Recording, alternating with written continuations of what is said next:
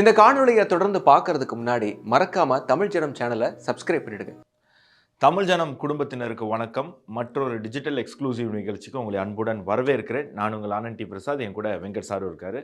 இந்த வீடியோ குறிப்பாக தமிழகத்தின் தாய்மார்கள் கவனத்திற்காக செய்கிறோம். ஏன் அப்படின்னு சொன்னால், ஒரு சமுதாயத்துக்கு பெண்கள் அப்படிங்கிறவங்க மிக முக்கியமான ஒரு ஆளாக இருக்காங்க. அவங்க தான் அடுத்த தலைமுறையை உருவாக்குவதில் மிகப்பெரிய பங்கு வகிக்கிறாங்க. அதற்கு மிகப்பெரிய உதாரணமே இருக்குது. உலகத்திலேயே இந்திய பெண்கள் ரொம்ப தெளிவாக இருந்ததுனால தான் பலவிதமான படையெடுப்புகளுக்கு பிறகும் நமது நாட்டில் நம்மளுடைய கலாச்சாரம் காப்பாற்றப்பட்டிருக்கு அப்படிங்கிறது. ஏன்னா ஒரு தாய் தான் அந்த மகனுக்கோ மகளுக்கோ தந்தை யார் அப்படின்னு அடையாளம் காட்டுறாங்க, குரு யார் அப்படிங்கிறத அடையாளம் காட்டுறாங்க. ஏன் இவர் தான் கடவுள், இவர் இப்படி தான் வணங்கணும் அப்படிங்கிறத எனக்கு எங்கள் அம்மா தான் சொல்லி தந்தாங்க. எங்கள் அம்மா தான் எனக்கு திருநீர் வைக்கிறதுக்கு சொல்லி தந்தாங்க. ஸோ தாய்மார்கள் அப்படிங்கிறவங்க ஒரு சமுதாயத்திற்கு, ஒரு நாட்டுக்கு, உலகத்துக்கு மிக முக்கியமானவங்க. அப்போது அந்த தாய்மார்கள் எந்த அளவுக்கு விழிப்புணர்வோடு இருக்கணும் அப்படிங்கிறதும் அதற்கு ஈக்குவலான ஒரு பாயிண்ட். நிச்சயமா இந்த இடத்துல நான் இன்னொரு விஷயத்தையும் ரீட்ரேட் பண்ண விரும்புகிறேன் ஆனந்த். என்ன அப்படின்னா, இன்னைக்கு தாய்மார்கள் தான் யாரை ஆட்சியில் அமர்த்தணும் அப்படிங்கிற முடிவை எடுக்கிற அளவுக்கு ரொம்ப பவர்ஃபுல்லாக மாறி இருக்காங்க. ஸோ அப்போ அவங்க அரசாங்கத்தை பற்றியும் அரசியலை பற்றியும் ரொம்ப டீப்பாக தெரிஞ்சிக்க வேண்டியது ரொம்ப அவசியம். அப்படிங்கிறனால தான் நம்ம இந்த வீடியோ எடுக்கணும். நிச்சயமா. ஸோ இந்த வீடியோவை தொடர்ந்து பார்க்கறதுக்கு முன்னாடி தமிழ் ஜனம் சேனலை சப்ஸ்கிரைப் பண்ணாமல் நீங்கள் இந்த வீடியோ பார்த்துட்டு இருக்கீங்கன்னா மறக்காமல் எங்களுக்காக ஒரு சப்ஸ்கிரைபரை போட்டு தொடர்ந்து இந்த வீடியோவை பாருங்கள். இன்றைக்கி டாபிக் என்ன அப்படின்னா சார், நேற்று தமிழக அரசு ஒரு விஷயம் பண்ணுறாங்க. என்ன அப்படின்னு சொன்னால் என்னதுங்க சார்? சிங்கப்பெண் சிறப்பு அதிரடிப்படை அப்படின்னு விட்டுருக்காங்க. அதாவது மகளிருக்கான பேட்ரோல். இது வந்து இந்தியாவில் உள்ள பெருநகரங்களில் பெண்களுக்கான பாதுகாப்பிற்காக பிரத்யேகமாக மகளிர் ரோந்து படையை உருவாக்குறது அப்படிங்கிற ஒரு கான்செப்டில் உருவாக்கப்பட்டது. அதுக்கான ஒரு புது டைட்டில் தான் இன்னைக்கு அறிவித்து அதை வெளியிட்டிருக்கதா ஒரு செய்தியையும் நம்ம பார்க்குறோம். என்ன சார் வெறும் டைட்டில் வெளியிட்டிருக்காங்க? சினிமா படத்தில் டைட்டில் வெளியிடுற மாதிரி டைட்டில் வெளியிடு அப்படின்னு சொல்கிறீங்க. அப்போ திட்டம் வெளியிடலையா? இல்லை, இது ஒரு நிச்சயமான ஒரு திட்டம் தான். ஆனால் இது ஒரு லேபிள் திட்டமா இல்லையா அப்படிங்கிறத உள்ளே போய் நம்ம தொடர்ந்து பார்ப்போம். இந்த அரசு வந்ததுலேருந்து சமூக வலைதளத்தில் இந்த அரசு செய்ததும் செய்யாததையும் நிறைய பேர் வந்து பகிர்ந்துகிட்டு இருக்காங்க. ஒரு மாஃபியா வந்து நிறையா ஃபேக் நியூஸையும் பரப்பிக்கிட்டு இருக்காங்க. அதற்கு மத்தியில் உண்மையிலேயே தமிழக அரசு இந்த விஷயத்தை பண்ணியிருக்கு. பெண்களுக்கான ஒரு பாதுகாப்பை அவங்க உறுதிப்படுத்தியிருக்காங்க. அதற்கு சிங்கப்பெண் திட்டம் அப்படின்னு ஒரு விஷயத்தெல்லாம் அவங்க கொண்டு வந்திருக்காங்க. ஆனால் இது எல்லா அரசும் செஞ்ச ஒரு விஷயம். உதாரணத்துக்கு 2019ஆம் ஆண்டு எடப்பாடி பழனிசாமி அவர்கள் 45 இனோவா கிறிஸ்டா காரை வந்து 6.8 கோடி செலவில் நிர்பயா ஃபண்ட்லேருந்து வாங்கியிருக்காரு. அது மத்திய அரசு மாநில அரசு 60-40 அப்படிங்கிற காஸ்ட் ஷேரிங்கில் கொண்டு வந்திருக்கக்கூடிய ஒரு திட்டம். ஸோ 2019 அம்மா பேட்ரோல் அப்படிங்கிற பேரில் அது இயங்கிட்டு இருந்திருக்கு. அதை தொடர்ந்து என்ன அப்படின்னு சொன்னால், திமுக ஆட்சி வந்தோடனே திமுகவுக்கு இந்த ஸ்டிக்கர் ஒட்டுற பழக்கம் இருக்குல்ல. ஸோ மத்திய அரசு ஏதாவது ஒன்று கொண்டு வந்தால் ஸ்டிக்கர் ஒட்டுறது, முன்னாடி அரசு ஏதாவது பண்ணியிருந்தால் ஸ்டிக்கர் ஒட்டுறது. அதனால இந்த அம்மா பேட்ரோல பிங்க் பேட்ரோலாக ரொம்ப யோசிக்கல. அப்படி கலரை வச்சு பிங்க் பேட்ரோல் லேடிஸ்க்கு ரிலேட்டடான ஒரு நிறம் அப்படின்னு அது பிங்க். அந்த வாகனங்களில் இந்த பிங்க் கலர் ஸ்டிக்கர்லாம் ஒட்டி அவங்க வந்து அந்த திட்டத்தை ரீவர்னிஷ் பண்ணுறாங்க. ஆனால் ஸ்டாலின் கொஞ்சம் வாகனங்களை அதில் அடிஷ்னலாக சேர்க்குறாரு. ஹுண்டாய் கிரேட்டா காரை வந்து நிறையா வாகனங்களை அதில் வந்து ஸ்டாலின் அவர்களை இணைத்து அந்த திட்டத்தை இன்னும் விரிவுபடுத்துகிறார். அதை தொடர்ந்து தான் தற்பொழுது இந்த அரசும் அதற்கு வேறொரு பேர் கொடுத்து சிங்கப்பெண் திட்டம் அப்படின்னு ஒன்று அறிமுகப்படுத்துகிறாங்க. ஆனால் வாகனம் அதே தான். நீங்கள் இந்த 2 வாகனத்தோடைய பாருங்களேன், இந்த பிங்க் ஸ்டிக்கரை பிச்சுட்டாங்க. அதுதான் நான் ஆரம்பத்தில் சொல்லும்போது சொன்னேன், ஒரு டைட்டில் வெளியிட்டிருக்காங்க அப்படின்னு சொல்லி. ஏன்னா எனக்கு அந்த ஜோசியக்காரர், ஏன்னா முதலமைச்சருக்கு ஜோசியம் ரொம்ப பிடிக்கும் அப்படின்னு நினைக்கிறேன். ஏன்னா அவருக்கு ரொம்ப பிடிச்ச ஜோசியக்காரருக்கு அரசில் ஒரு முக்கியமான பொறுப்பெல்லாம் கொடுக்க முயற்சி பண்ணாங்க. தவறு இல்லை என்ன கேட்டால். ஒரு நடிகர் முதல்வர் ஆகும்போது ஒரு ஜோசியக்காரர் ஓஎஸ்டி ஆறதுல தப்பு இல்லை. ஆனால் கலரை வந்து ஸ்டிக்கரை மட்டும் பிச்சிருக்காங்க. இந்த பிங்க் கலர் ஸ்டிக்கர் பார்த்தீங்களா, இதை பிச்சுட்டு அந்த தமிழ்நாடு அரசு லோகோ கீழே சிங்கப்பெண் சிறப்பு அதிரடிப்படை அப்படின்னு அதுக்கு ஸ்டிக்கரை மட்டும் மாற்றிட்டு இப்போ இந்த விஷயத்தை அவங்க கொண்டு வந்திருக்காங்க. உண்மையிலே இதனால பெண்களுக்கு இதுக்கு முந்தைய அரசுகளும் இது வச்சிருந்தாங்க. ஆனால் அது எந்த அளவுக்கு சிறப்பாக செயல்பட்டது அப்படிங்கிறது ஒரு கேள்விக்குறி. இப்போ விஜய் அவர்களின் தலைமையில் இருக்கக்கூடிய தமிழக வெற்றி கழக அரசு இதையும் அதே தான் செஞ்சிருக்காங்க. ஆனால் சிறப்பாக செய்வாங்களாங்கன்னு நம்ம பொறுத்திருந்து பார்க்கணும். பட் என்னுடைய கேள்வி என்னன்னா, இது வரைக்கும் எதுவும் தப்பு இருக்கிற மாதிரி தெரியல. ஏன்னா ஒரு புது அரசாங்கம் பதவி ஏற்கும் பொழுது ஒரு திட்டத்தை அவங்க செயல்படுத்துற மாதிரி தான் மக்கள் கிட்ட கொண்டு போய் சேர்க்கணும். அதனால வந்து இப்ப நாங்க வந்திருக்கோம், எங்களுடைய அரசாங்கம் இந்த திட்டத்தின் இந்த பேரின் கீழே இந்த திட்டத்தை செயல்படுத்த போகுதுன்னு பேரை மாத்திருக்காங்க. இதுல என்ன தவறு? இதுல தவறு இல்லைன்னு தான் நானும் சொல்றேன். இதற்கு முன்னாடி இருந்த அரசுகள் மாதிரி அறிவிப்போட அது நிக்காம உண்மையிலேயே பெண்களுக்கு பாதுகாப்பாக அது மாறுமா அப்படிங்கிறது நம்ம பொறுத்திருந்து தான் பார்க்கணும். என்னுடைய பாயிண்டே, இந்த அரசு இப்பதான் வந்திருக்கு, நீங்க நேரம் கொடுங்க. ஒரு 6 மாச காலம் வந்து அவங்களுக்கு எல்லா விதத்திலயும் அவங்களுடைய செயல்பாடுகளை செய்யறதுக்கான நேரத்தை கொடுங்க. ஆனா அதுக்கப்புறம் நீங்க அதுக்கு விமர்சனம் பண்ணுங்க. அதே நேரத்துல பாராட்டுறதுக்கு ஒரு 6 மாசம் வெயிட் பண்ணுங்கன்னு தான் நான் சொல்றேன். சோஷியல் மீடியால என்ன ஆகுது அப்படின்னு சொன்னா, இப்ப இந்த மாதிரி வரக்கூடிய நேரங்கள்ல நம்ம அடுத்த பாயிண்ட்டுக்கு போவோம்.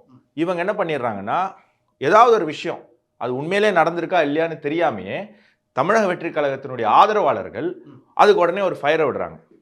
அப்போ நீங்க நடக்காத விஷயத்துக்கு வாழ்த்து தெரிவிக்கும் போது ஃபயர் விடுறாங்கன்னா என்னது? ஃபயர் விடுறாங்கன்னா சூப்பர், கலக்கிட்டாரு, முதலமைச்சர் தெரிக்க விட்டாரு அப்படின்னு அவங்க வந்து பயங்கரமா மக்கள் மத்தியில அந்த அரசுக்கான பாராட்டுதல்கள் இணையத்துல வைரல் ஆகுது. அப்போ எதிர்க்கக்கூடியவங்களும் 6 மாசம் வெயிட் பண்ண மாட்டாங்கல்ல.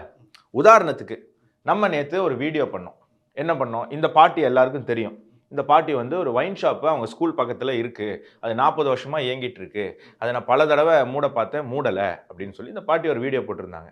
அப்போது அடுத்த நாள் போய் பார்த்தா அந்த ஒயின் ஷாப் திறந்துருக்கு. நம்ம தான் போட்டிருக்குது, நான் தான் ஒயின் ஷாப்போட செல்ஃபி எடுத்திருக்கேன். யாரோடையோ செல்ஃபி எடுப்பாங்க, என் நிலைமையை பாருங்கள், ஒயின் ஷாப்போட டாஸ்மாகோட செல்ஃபி எடுக்க வச்சுட்டாங்க.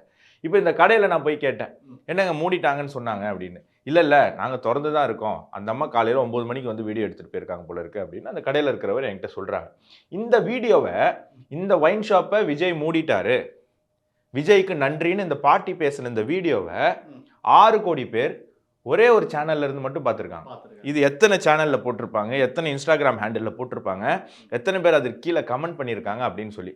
அப்போ நம்ம தவறான செய்தி போயிடக்கூடாது. அரசை விமர்சனம் பண்றது கிடையாது, மக்களுக்கு தவறான செய்தி விமர்சனம் பண்றது மட்டுமே நம்முடைய நோக்கம் இல்ல. விமர்சனமே நம்ம பண்ணல. விஜய் நல்லது பாராட்டுறோம், தப்பு நடந்திருந்தா அந்த தப்பு சுட்டி காட்டுறோம். கரெக்ட். இப்போ விஜய் வந்து சிங்கப்பெண் சிறப்பு அதிரடிப்படைன்னு அமைச்சிருக்காரு, நம்ம அதை விமர்சனம் பண்ணல.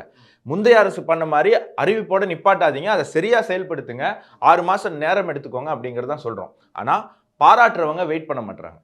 விஜய் ஏதோ புதுசா பண்ணிட்டாரு, 717 டாஸ்மாக் மூடிட்டாரு. எல்லா அரசும் வந்த உடனே முதல்ல போடுற கையெழுத்து 500 டாஸ்மாக் மூடுறது தான். எல்லா அரசும் செய்யறது அதுதான். விஜயம் பண்ணியிருக்காரு. இப்போ 6 மாசம் கழிச்சாதான் தெரியும் எல்லாம் அந்த 714 மூடிடுச்சா, இல்ல மூடன 714க்கு பதில் இன்னொரு 500 வேற எங்கேயா திறந்திருக்காங்களான்னு நமக்கு எப்ப தெரியும்? இனிமேதான் தெரியும். அப்ப பாராட்டு இல்ல, கடந்த காலங்கள்ல அது மாதிரியான விஷயம் நடந்திருக்கு. திமுக ஆட்சி வந்த பிறகு அங்க திமுக தேர்தல் வாக்குறுதிகளே அவங்க என்ன சொல்லியிருந்தாங்க அப்படின்னா, நாங்க ஆட்சிக்கு வந்தோடனே படிப்படியா டாஸ்மாக் மதுபான கடைகளை மூடுவோம் அப்படின்னு சொல்லிட்டு ஆட்சிக்கு வந்தோடனே ஒரு 500 கடையை மூடினாங்க. நம்ம எல்லாமே வந்து ஒரு கூஸ்பம் ஆனோம், ஆஹா 500லேருந்து ஸ்டார்ட் பண்றாங்க, அடுத்தடுத்து மூட போறாங்க அப்படின்னு சொல்லிட்டு. ஆனா கடைசியில நடந்தது வேற என்னவோ, ஏற்கனவே இருந்ததை விட எண்ணிக்கை ஜாஸ்தி கூடியாச்சு. இப்போ அதே மாதிரி 21 வயசுக்கு கம்மியா இருக்கிறவங்களுக்கு சாராயம் டாஸ்மாக்ல விற்கக்கூடாது அப்படின்னு சொன்னாங்க. ஏற்கனவே இருக்கிற சட்டம். அதே மாதிரி நைட்டு 10 மணிக்கு மேலே விற்கக்கூடாது அப்படின்னு, இது ஏற்கனவே இருக்கிற சட்டம். ஸோ இருக்கிற விஷயங்களை விஜய் சொல்லும்போது அது புதுசு அப்படின்னு அவருடைய ஆதரவாளர்கள் சமூக வலைதளத்தில் பரப்பும்போது அது இல்லைன்னு சொல்ல வேண்டிய கட்டாயம் நமக்கு இருக்கு. அப்போ இந்த வீடியோ போட்டோம், இதுக்கு அப்போ நியாயமா இந்த வீடியோவை, இந்த ஃபேக் நியூஸை பரப்புனவங்கலாம் என்ன பண்ணிருக்கணும்? பாராட்டி இருக்க கூட வேண்டாம், ஓ அப்படியா அப்படின்னு அப்படி கூட சொல்லியிருந்தோம். இல்லைன்னா தவறு பண்ணிட்டோமே அப்படின்னு வருத்தப்பட்டிருக்கணும், இல்லைன்னா ஓ அப்படியான்னு ஆச்சரியப்பட்டிருக்கணும், இல்லைன்னா ஐயோ அப்படின்னு அமைதியாக இருக்கணும், கமெண்ட் பண்ணிடக்கூடாது. ஆனால் அந்த வீடியோவில் நமக்கு வந்த கமெண்ட் எல்லாம் ஒன்றொன்னா நீங்கள் படிங்க சார்.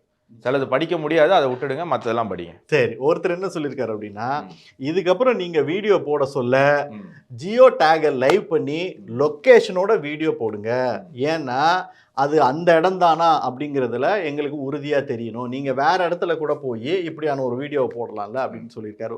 இது ஒரு நியாயமான கேள்விதான். நியாயமான கேள்விக்கு அவசியம் இல்லை சார், ஏன்னா நம்ம லைவா காட்டுறோம் வீடியோல. இல்ல அதை தான் நான் சொல்றேன், அவர் கேள்வி நியாயமானதான், ஆனால் அதை அவர் சரியா பார்த்துருக்கணும், அவர் வெரிஃபை பண்ணல அப்படின்னு சொல்லி. அடுத்த நியூஸ் பாருங்க, அடுத்த கமெண்ட் பாருங்க. ஃபேக் நியூஸ் சேஞ்ச் தமிழ் ஜனம், திஸ் இஸ் ஓல்டு வீடியோ. அதாவது போட்ட வீடியோ மாத்த சொல்றாரு, இது பழைய வீடியோ, நீ போய் சொல்ற அப்படின்னு அவர் சொல்றாரு.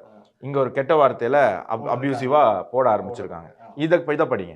டாஸ்மார்க் வந்து 2 வாரங்களுக்குள் அடைக்க வேண்டும் அப்படிங்கிறது தான் உத்தரவு போட்டாங்களே தவிர அடுத்த நாளே க்ளோஸ் பண்ணணும்னு உத்தரவு போடல. நிச்சயமா நாங்க வந்து க்ளோஸ் பண்ணலன்னு சொல்லல, க்ளோஸ் ஆச்சுன்னு போய் சொல்லாதீங்க அப்படிங்கறது தான் சொல்றோம். இது வரைக்கும் க்ளோஸ் பண்ணல அப்படிங்கிறது தான் நம்மளுடைய சுட்டிக்காட்டல். அடுத்த கமெண்ட் படி.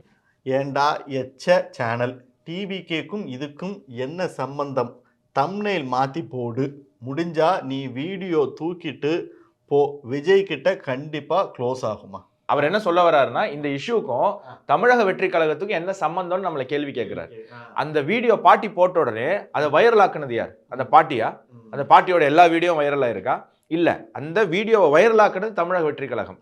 அப்போ நம்ம வந்து அந்த வீடியோ பொய் அப்படின்னு சொல்லும்போது இவங்க நம்ம தமிழக வெற்றி கழகத்துக்கு எதிரானவங்க அப்படின்னு அவங்க நினைச்சுக்கிறாங்க. நம்ம அந்த இஷ்யூக்கு எதிரானவங்கிற அந்த பக்குவம் அவங்களுக்கு வரமாட்டேங்குது. இங்க பாருங்க, this is some other one fake news. இது அந்த கடையே இல்ல, ஃபேக். எங்க அண்ணன் பொய்யே சொல்ல மாட்டாரு. இதை நம்ம எப்படி எடுத்துக்கணும்னா அவருடைய புரிதல் அவ்வளவுதான். இது வந்து ஃபேக் நியூஸ் அப்படின்னு, நீ வீடியோ ஒழுங்கா காமி அப்படின்னு சொல்றாங்க. அடுத்த கமெண்ட் படிங்க. நல்லது நடந்தா அதையே இப்படி மாத்துறீங்க, நீங்களும் பண்ண மாட்டீங்க, பண்றவங்களையும் விட மாட்டீங்க. அந்த பாட்டி சொன்ன இடம் இதுவா? ஆமா, இவ்வளோ நம்ம ப்ரூஃப் காட்டியும் அவங்க அந்த பாட்டி சொன்ன இடம் இதுதானா, நீங்க பொய் சொல்றீங்க அப்படின்னு நம்மளை குறை சொல்றாங்க. தம்பி நீ வேற டாஸ்மாக் காட்டுற, இது ரொம்ப ஓவர் அப்படின்னு சொல்லி இதுல நிறைய அப்யூசிவ் கமெண்ட்ஸ் இருக்கு. நம்ம அதுக்குள்ள போகல, ஏன்னா நம்ம சேனல்ல அது காட்ட முடியாது. நீங்க போய் படிச்சு பார்த்தீங்கன்னா தெரியும் இதுல என்னென்ன மாதிரி அப்யூசிவான கமெண்ட் வந்திருக்கு. இதெல்லாம் தாண்டி இவங்க மைண்ட் செட் எப்படி இருக்கு, ஒரு கூட்டத்தை இன்னைக்கு தமிழ்நாட்டில் எப்படி உருவாக்கி வச்சிருக்காங்கன்னா இந்த கமெண்ட் படிங்க. வயசுக்கு மரியாதை, நீ சோறு தான் சாப்பிட்றியா இல்லை டேஷ் சாப்பிட்றியா, ஃபேக் வீடியோ போடுற, நீ சீக்கிரமே செத்து போகணும் கடவுளே. அதாவது உன்னை கொல்லணும் அப்படின்னு மிரட்டல, நீ செத்துறணும்னு ஆசைப்படலை, நீ சீக்கிரம் செத்து போகணும் கடவுளேன்னு வேண்டுறாங்க. அதாவது தனக்கு பிடித்த ஒரு தலைவரை இல்லை அந்த தலைவர் சார்ந்த ஒரு கட்சியை அவங்க ஒரு தவறு பண்ணும்போது அதை விமர்சனம் பண்ணால் நீ செத்து போயிடணும் அப்படின்னு சொல்கிறாங்க. போட்டிருக்கிறது ஒரு தாய், ஒரு பெண், ஒரு தமிழகத்தை சார்ந்த பெண் போட்டிருக்காங்க. இப்போது இதுக்கு தான் நான் ஆரம்பத்திலே சொன்னேன், பெண்கள் எந்த அளவுக்கு முக்கியமானவங்க, இந்த வீடியோ பெண்களுக்கான வீடியோ அப்படின்னு நான் சொன்னதுக்கு காரணம் என்னென்னா, இந்த அளவுக்கு பெண்கள் மனசு வந்து கரப்ட் ஆகக்கூடாது. ஒரு விஷயத்தை சொல்லும்போது அதில் உண்மை இருக்கா பொய் இருக்கா அப்படின்னு ஆராய்ஞ்சு பார்க்கக்கூடிய அளவுக்கு தன்மை இல்லாமல் எடுத்த இடத்துலயே அந்த குறை சொல்லக்கூடியவங்கள இல்லை அந்த தப்பை கண்டுபிடிக்கிறவங்கள நீங்கள் எதிர்த்தீங்க அப்படின்னு சொன்னால் சமுதாயம் எதை நோக்கி போகுது அப்படிங்கிற ஒரு கோபம் இல்லாட்டி ஒரு வருத்தம் நமக்கு வருது. இப்போ இவர் யார்? இவர் தான் வந்து முதல்வர் விஜயோடைய ஜோசியர், பர்சனல் ஜோசியர், ஜோதிடர். இவர் பேர் வந்து ரிக்கி ராதன் பண்டிட் வெற்றிவேல். இவர் வந்து இவருடைய பேர் உண்மையான பேர் வெற்றிவேல் தான். இவர் நார்த் இந்தியாவுக்கு போனால் இவருக்கு ராதன் பண்டிட்னு சேர்த்துக்கிட்டார். இவர் யூரோப் ட்ரிப்புக்கு போனப்போ இவர் ரிக்கின்னு முன்னாடி சேர்த்துக்கிட்டார். ஸோ ரிக்கி ராதன் பண்டிட் தான் இவருடைய இப்போ இருக்கிற ஃபுல் நேம் அப்படின்னு வச்சுப்போமே. இப்போ இவர் என்ன சொல்கிறாரு, சிஎம் விஜய்க்கு பிஎம் ஆகும் யோகம் இருக்குது அப்படின்னு. இவர் 2019 ஒரு வீடியோவில் பேசியிருக்காரு, இந்த தடவை பாஜக வெறும் 100 சீட்டு தான் ஜெயிக்கும் அப்படின்னு. ஆனால் பாஜக ஜெயிச்சது 303 சீட்டு. இந்த தேர்தலில் இவர் என்ன சொன்னார்னா, விஜய் வந்து 50% வாக்குகள் பெறுவார் அப்படின்னு. ஆனால் விஜய் பெற்றது 34% வாக்குகள் தான். இந்த வீடியோலேயே இவர் என்ன சொல்றாரு, விஜய்க்கு ஜோசியத்தில் நம்பிக்கை இல்லைன்னு சொல்றாரு. விஜய்க்கு ஜோசியத்தில் துளி கூட நம்பிக்கை இல்லைன்னு சொல்லி. ஸோ எவ்வளவு கான்ட்ரடிக்ஷன் இவர் பேசுறதுக்கும் இந்த விஷயத்துக்கும் இவர் எவ்வளோ கான்ட்ரடிக்ஷன். சரி, ஏன் விஜய் பிஎம் ஆகக்கூடாதா அப்படின்னு நீங்கள் கேட்கலாம். தவறு இல்லை, யார் வேணால் நம்ம நாட்டுக்கு பிஎம் ஆகலாம், சிஎம் ஆகலாம், அதில் எந்த பிரச்சனையும் கிடையாது. ஆனால் அது எப்படி ஆகணும்? நீங்கள் சோஷியல் மீடியா மாஃபியாவை வச்சுக்கிட்டு நீங்கள் இந்த வீடியோ பாருங்கள்.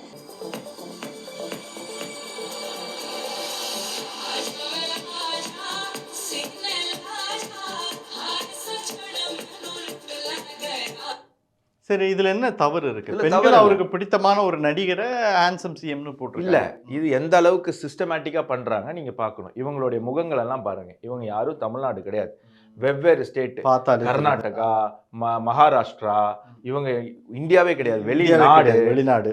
இவர் வந்து நேபாள், நார்த் இந்தியன். இவர் இன்னொருத்தர் ஸ்ரீலங்கா ஒருத்தர் இருந்தாரு. ஸோ இவங்க என்ன உருவாக்க பாக்குறாங்க அப்படின்னா, எல்லாத்துலயும் டேக் பாருங்க, India's most handsome CM, India's most handsome CM, India's most. இது நீங்க பாத்தீங்கன்னா இது உங்களுக்கு எப்படி தெரியுது? ஆர்கானிக்கா தெரியுதா இல்ல சிஸ்டமேட்டிக்கா பண்ற மாதிரி தெரியுதா? இது உலகம் ஃபுல்லா இப்படி பறகுது அப்படின்னா ஏதோ ஒரு சிஸ்டமேட்டிக்கா தான் பண்றாங்க. இந்த பேட்டர்னை இதுக்கு முன்னாடி நீங்க எங்கேயாவது பார்த்திருக்கீங்களா? நான் பார்த்திருக்கேன். இதே தேர்தல்ல விஜய் மாமாக்கு ஓட்டு போடுங்கன்னு குழந்தைங்க பேசுறாங்க. கரெக்ட். ஒரு குழந்தை பேசிச்சு, அதை தொடர்ந்து நிறைய குழந்தைகள் அந்த வீடியோவை பேச ஆரம்பிச்சிருக்காங்க அப்படின்னு சொல்லி. ஸோ இவங்க பிஎம் ஆறதுக்கு அதே சோஷியல் மீடியாவை பயன்படுத்தி பெண்களை யாரை டார்கெட் பண்றாங்கன்னு பாருங்க. லேடிஸ், இதுல மெஜாரிட்டி பாருங்க ஜென்சி லேடிஸ் தான் இவங்களுடைய டார்கெட்டாக இருக்கு அப்படின்னு. ஸோ இவங்க என்ன நம்புறாங்க அப்படின்னா, இந்த குரூப், நான் அதை வந்து விஜய்னு சொல்லலை, தமிழக வெற்றி கழகம் சொல்லலை, பட் இந்த வேலை செய்கிற ஒரு குரூப் இருக்குல்ல, இந்த குரூப் என்ன முயற்சி பண்ணுதுன்னா, பெண்கள் மனசில் எப்படியாவது நம்ம போயிட்டோம் அப்படின்னு சொன்னால் நம்ம நிரந்தரமாக இங்கே முதலமைச்சர் ஆயிடலாம், நம்ம பிரதமராக கூட நமக்கு வாய்ப்பு இருக்குது, அதற்கான முயற்சியை நம்ம ஈடுபடணும் அப்படின்னு அவங்க ஒரு விஷயத்த இங்கே கொண்டு வரதுக்கு முயற்சி பண்ணுறாங்க. இல்லை, இது எனக்கு எப்படி தெரியுது அப்படின்னா, இது அதாவது ஊடகத்தை, சோஷியல் மீடியாவை இன்னும் கொஞ்சம் டீப்பாக பெனிட்ரேட் பண்ணி ரொம்ப தவறாக பயன்படுத்திக்கிறதுக்கான அடுத்த தலைமுறை வியூகமோ அப்படின்னு தான் என்னுடைய பார்வை. எல்லா அரசியல் கட்சியும் முயற்சி பண்ணோம். நம்ம இதை வெறும் தமிழக வெற்றி கழகத்தோட நிப்பாட்டல. நீங்க நல்லா புரிஞ்சுக்கோங்க, இதனா தமிழக வெற்றி கழகத்தோட நிப்பாட்டல, இதை எல்லா கட்சியும் முயற்சி, எல்லா அரசியல் கட்சிகளும் இப்படி யோசிக்க தொடங்குறது அப்படிங்கிறது திமுக, கொஞ்சம் விபரீதமானது. பாஜக, நாம் தமிழர், காங்கிரஸ் எல்லா கட்சியும் இதே ஸ்ட்ராட்டஜிய எடுப்பாங்க. பெண்கள் மனசை மேனிப்புலேட் பண்றதுக்கு முயற்சி பண்ணுவாங்க. அப்போ நம்ம பெண்கள் என்னவா இருக்கணும், ஜாக்கிரதையா இருக்கணுங்கிறதுக்காக தான் இதை ஒரு ஒரு ஒரு எக்ஸாம்பிளா நாங்க இந்த வீடியோவை எடுத்து பேசுறோம். இது ஒரு கட்சிக்கு இல்ல, எல்லா கட்சியும் தேர்தல் வரும்போது பெண்களை கவருவதற்காக முயற்சி பண்ணுவாங்க. இவங்க இந்த ஆங்கிள் யோசிக்கும் போது நாமளும் இந்த ஆங்கிள் யோசிக்கணும் அப்படிங்கிறதுக்காக தான் நம்ம இதை நிச்சயமா இதை நம்ம குறை சொல்றதுக்கு இல்ல, ஒரு விழிப்புணர்வாக எல்லா அரசியல் கட்சிகிட்டையும் நீங்க ஜாக்கிரதையா இருக்கணும் அப்படின்னு சொல்றதுக்காக தான் நம்ம இந்த வீடியோவை நம்ம பண்றோம். ஏன்னா மாற்றம் அப்படின்னு நீங்க சொன்னீங்க, தமிழ்நாட்டில் ஒரு பேனர் கலாச்சாரம்னு ஒன்று இருந்தது.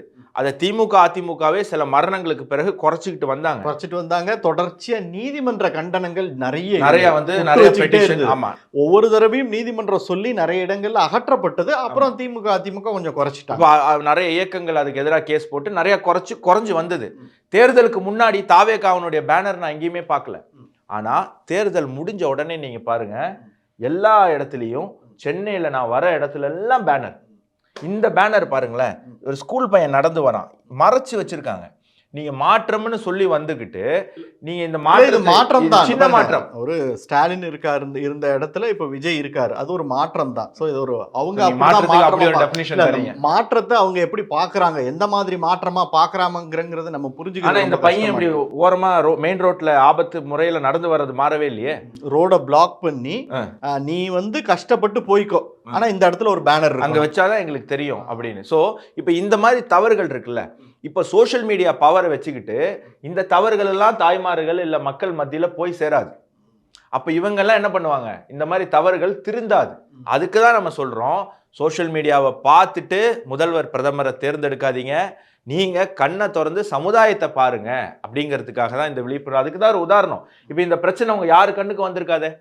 இப்போ கள்ளக்குறிச்சியில் 4 நாட்களுக்கு முன்னாடி முதல்வராக விஜய் பதவி பிரமாணம் பண்ண அன்னைக்கு நைட்டு ஒரு இடத்துல பட்டாசு வெடிச்சு தாவேகா நிர்வாகியினுடைய மாவட்ட செயலாளருடைய பிறந்த நாள் கொண்டாடி ஒரு பெரிய டிராபிக் ஜாம் ஆச்சு. அடுத்த நாளே தாவேகா அதுக்கு ஒரு லெட்டர் போடுது, யாரும் இப்படி பண்ணாதீங்கன்னு. இன்னைக்கு கிருஷ்ணகிரியில அதே வேட்பாளருடைய வெற்றி விழாவை கொண்டாடுறதுக்கு இன்னைக்கும் பல கிலோமீட்டர் டிராபிக் பண்ண வச்சிருக்காங்க. ஸோ இந்த தவறுகள்லாம் அவங்க கண்ணுக்கு வராது, ஏன்னா சோஷியல் மீடியா பவர் அவங்க கிட்ட இருக்கு அப்படிங்கிறத நம்ம உணர்த்துறோம். நிச்சயமா நீங்க இப்ப இதை எதுக்கு சொல்ல வர்றீங்க அப்படின்னு மக்கள் நம்மளை பார்த்து ஒரு கேள்வி கேட்டாங்க அப்படின்னா, இப்போ ஆட்சிக்கு வந்த பிறகு முதல்வர் நிறைய அதிரடியான உத்தரவுகளை பிறப்பிக்கிறார். இதெல்லாம் பார்த்துட்டு இதெல்லாம் வேணாம் வைக்காதீங்க அப்படின்னு ஒரு உத்தரவு போட்டாருன்னா போதும், அதுதான் இந்த வீடியோ ஒரு சிக்னேச்சர். சென்னையில் பேனர் பேன், சென்னையில போஸ்டர்ஸ் பேன், தூய்மையான பசுமை சென்னை அப்படிங்கிறது கனவு முதலமைச்சருடைய ஒரு கையெழுத்துல நிறைவேறும். அதே மாதிரி நீங்க சமீபத்தில் பார்த்தீங்க, உதயநிதி சனாதன தர்மத்துக்கு எதிராக பேசினார்.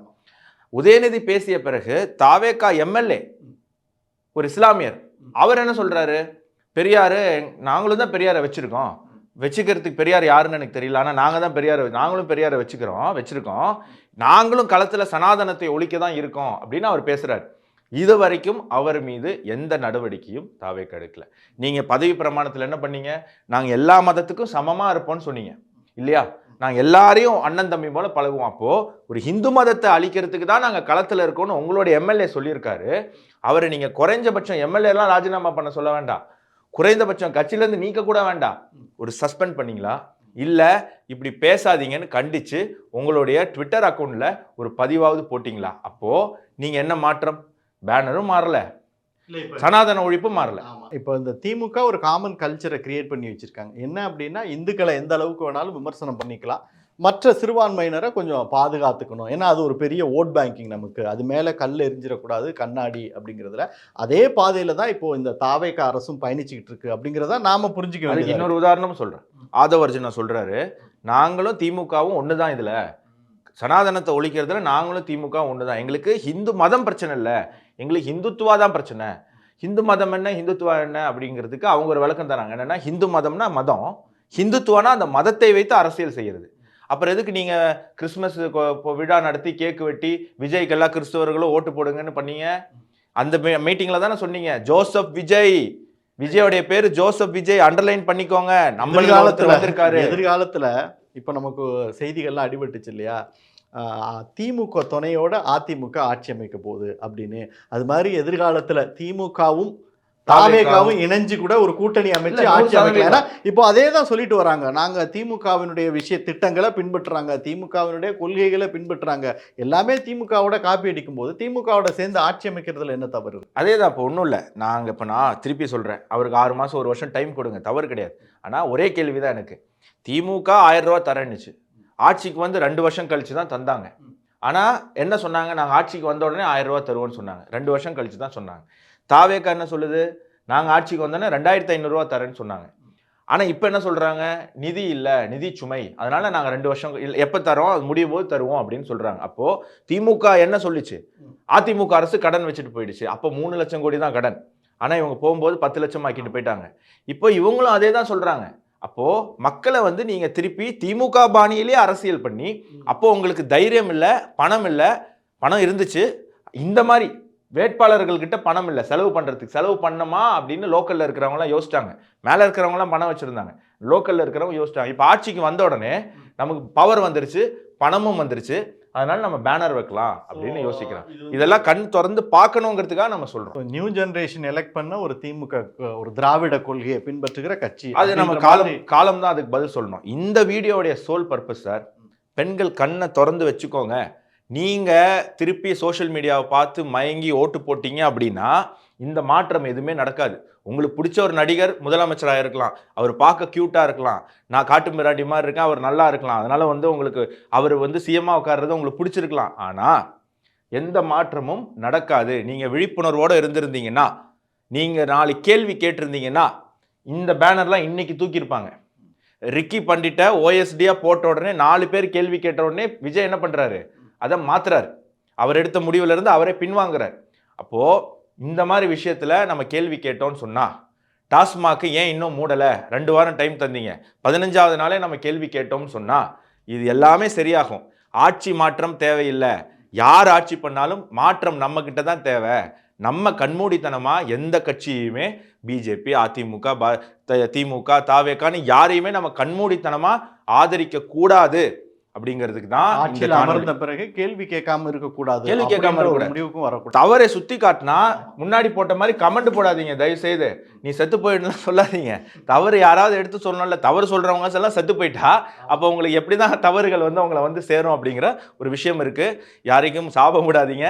நீங்க நல்லவங்களா இருந்தாலும் அவங்க தப்பு செஞ்சால் மட்டும்தான் நீங்கள் சொன்ன சாபம் பலிக்குமே தவிர உங்களுடைய கர்மா அவங்களுக்கு வராது. அது அவங்களுடைய கர்மா தான் வரும். என்னுடைய கர்மா தான் என்னை வந்து சாவடிக்குமா வாழ வைக்குமா அப்படிங்கிறத தீர்மானிக்குமே தவிர உங்களுடைய கமெண்ட் தீர்மானிக்காது.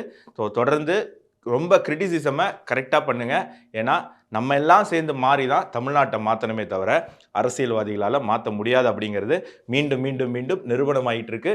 மக்கள் மாறணும், தாய்மார்கள் மாறணும், தாய்கள் மாறணும், தமிழக பெண்கள் மாறணும். ஸோ தொடர்ந்து சப்ஸ்கிரைப் பண்ணிட்டு தமிழ் ஜனம் சேனலை பார்த்துக்கிட்டே இருங்க. இன்னொரு நிகழ்ச்சி சந்திப்போம். நன்றி, வணக்கம், ஜெய்ஹிந்த்.